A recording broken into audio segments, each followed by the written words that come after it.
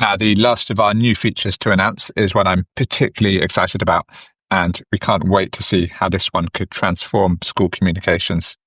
So I've just been on a school trip, and we've got back, and I've got a whole folder of photos that I'd love to be able to share with parents. So I'm just going to drag some of those into a message, which is how we can attach them and share them with our parents. But when those are attached, you'll see that it's popped up and has recognized that there are some faces in these images. So let's click and see what that's done. So using the headshots which we've got from connecting with the school MIS automatically, the algorithm's been able to actually detect the faces and link them up to the right students in Involve. So just clicking through these photos, great, it's managed to find Clem and Ollie, and there's Ross. Brilliant.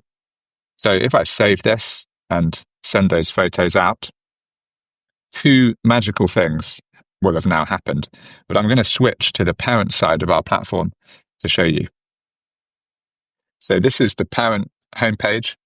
And if we look in our feed from the school, which has a whole mix of messages, photos, and files, which have been sent to me from all kinds of different classes and activities for my children in school, you'll see that some of these have those photo attachments.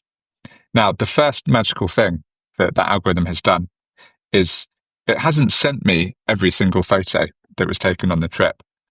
It's been able to just distribute the photos to me that actually have one or more of my children in. So you can see that in this case, my child is Ollie here, and all the photos I've got are the photos containing Ollie. But the second thing is the one that I think is really cool.